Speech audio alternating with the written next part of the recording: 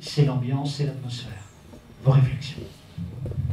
Enfin, je veux rebondir sur la notion de santé active qui résonne d'ailleurs avec cette responsabilité. C'est se prendre en main plutôt que d'aller mal pour ensuite se faire soigner.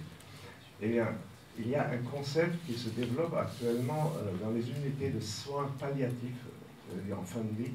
Les médecins et les personnels soignants réfléchissent évidemment sur la bonne attitude à adopter à l'égard du souhait des mourants de mourir. C'est un grand débat de société actuellement. Et émerge un concept qui doit vous parler, c'est d'être entrepreneur de sa propre vie. Or, se préoccuper de sa propre santé et le faire sur le modèle de l'entreprise, je trouve que c'est extraordinairement parlant. Je ne vis pas simplement pour m'adapter aux circonstances, je vis aussi pour que je sois celui qui fait de sa vie ce qu'elle doit être. Et ce lien m'apparaît à travers la notion santé active et aussi à travers la notion de responsabilité. Et si on étend cette problématique de la responsabilisation, de la prise en main de soi, eh bien, on va trouver toute une gamme de réflexions qui conduisent à, qui incitent à transformer l'approche essentiellement passive qu'à travers le principe d'assurance, nous avons adopté à l'égard des risques de la vie. Or, les risques, ce n'est pas seulement la santé, c'est aussi tout ce qui nous démotive quand nous sommes ensemble pour travailler.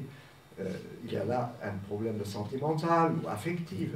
Donc, si on étend maintenant les deux paradigmes, je me limite à ça, on a un paradigme qui est celui de l'assurance, qui est apparu au XIXe siècle et qui a dérivé vers la déresponsabilisation partagée. Et puis, vous l'avez rappelé, au tout début de cette mutualisation des risques et des gains aussi, des capacités et des incapacités, il y avait une réflexion sur la nécessaire responsabilité pour que l'assurance ne dévisse pas vers ce gouffre financier qui est aussi un gouffre humain. Alors, l'autre paradigme, c'est, et j'aime beaucoup cette expression, c'est d'être entrepreneur de sa propre existence, de sa propre vie. Ça implique un vrai problème pour la fin de la vie. Qui décide de l'instant de la mort? Là, quelque chose se joue bien au-delà des convictions qui peuvent être celles des uns et des autres, parce que c'est un paradigme, c'est un modèle. Je connais, je termine là-dessus, des services dans lesquels les médecins ont le choix entre s'occuper de la personne malade en fin de vie en tenant compte de ses aspirations ultimes, qui peuvent aussi être de mourir, et puis des médecins qui songent aux survivants et qui soignent tel ou tel organe dans la perspective de pouvoir le prélever une fois la mort intervenue. Voilà les vrais problèmes de société qui se greffent sur celui de la santé. Merci beaucoup, Heinz. Jean-Marie, tu voulais réagir. Jean-Marie, je voulais attirer l'attention des entrepreneurs ici réunis sur un élément, et je fais référence à un capital historique, comme on nous a incité à le faire hier. Vous avez une activité, l'activité mutualiste, qui est une activité très importante dans ce domaine-là. Frédéric Bastiat disait « La meilleure façon de produire de la richesse, c'est le système libéral, mais il a des conséquences sur l'homme qu'il faut corriger par des activités ou par la mise en place de systèmes de protection, dont la mutualité, dont la mutuelle. » Et Frédéric Bastiat avait créé la mutuelle de Mugron dans les Landes, qu'il a présidé longtemps, et j'ai eu l'honneur de lui succéder avec quelques années d'écart. Le système mutualiste, c'est celui qui a donné les assurances sociales que nous connaissons aujourd'hui, mais le principe mutualiste, c'est l'homme bien dans sa vie. Donc c'est beaucoup plus large que la santé. Ça veut participer à l'épanouissement de la personne, à l'ouverture, etc. C'est très différent du système de l'assurance, ça n'a rien à voir avec ça. J'attire votre attention là-dessus, le système mutualiste existe toujours, Il a du mal à vivre en ce moment. Il a d'énormes difficultés. Ça coûte de plus en plus cher. C'est très difficile. Mais il tient le coup. Et soyez attentifs aux personnes qui ont l'état d'esprit mutualiste dans votre entreprise. Privilégiez la mutualité par rapport aux assurances, dans la mesure où elle est vécue, où elle implique les personnes, où elle les responsabilise. C'est un très bel acquis historique de notre pays. La mutualité s'est développée à partir de 1820 par compensation à la révolution industrielle, à l'arrivée des machines, etc.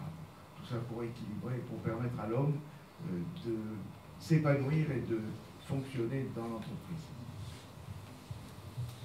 Merci beaucoup, Jean-Marie. Je tente de faire un point sur 1h20 à peu près d'échange.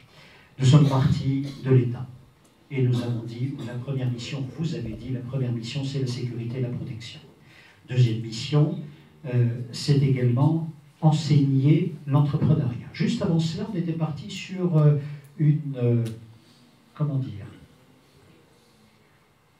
sur une bousculade en disant, nous sommes, nous, entrepreneurs, obligés d'être en infraction constante. Et c'est là où Heinz avait ajouté, attention, un système doit à la fois réguler, mais aussi libérer les initiatives. S'il régule trop, il étouffe. S'il ne régule pas assez, il étouffera de toute façon.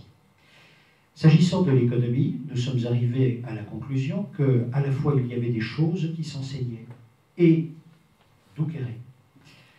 sortir de et conduire vers, et d'autre part certaines choses qui ne s'enseignaient pas mais qui se partageaient, ou en tous les cas vers lesquelles vous aussi, entrepreneurs, vous aviez une responsabilité. N'oubliez pas le témoignage du jeune élève ingénieur vous disant « permettez-moi de rêver ou d'avoir un rêve », également celui de Jérémy, donnez-nous envie, ne nous assommez pas avec des systèmes de production, permettez-nous aussi de comprendre comment humainement vous en êtes arrivés là.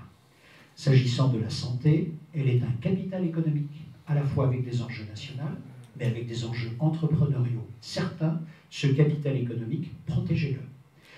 C'est vrai que là-dessus, l'État ne vous a pas beaucoup aidé, mais des initiatives ici sont présentes, elles arrivent. C'est-à-dire, j'ai bien retenu la phrase, la sécurité sociale vous doit quelque chose, au minimum des conseils, pour pouvoir préserver ce capital que vous avez dans le groupe de travail que vous animez. Vous aurez donc bientôt un lien en ligne, si j'ai bien compris, avec un certain nombre de conseils, et espérons que vos initiatives puissent arriver très concrètement, très vite, au sein des entreprises. Vous avez vu que sans attendre, un certain nombre d'entre vous avaient déjà développé, de ce point de vue, des initiatives. Maintenir ou accroître le potentiel de santé, ou le potentiel de santé de votre groupe de travail, cela veut dire aussi en prendre la mesure, et là ça va être compliqué. C'est précisément la question que je vous posais. Est-il aisé de mesurer ce qui ne nous a pas atteints? Ça va être compliqué, sauf à avoir un groupe témoin, ce que vous aviez fait dans vos premières expériences, qui vous permettait d'avoir un différentiel. Ici, vous avez dit, il est certain que l'après-midi, la tension baisse. Ce n'est pas vrai le matin. Nous allons faire un break. 10 minutes max, je vous en prie, soyez précis. 10 minutes max, il n'y a pas de café, il n'y a rien du tout. Vous vous aérez et vous revenez, on continue. Respirez.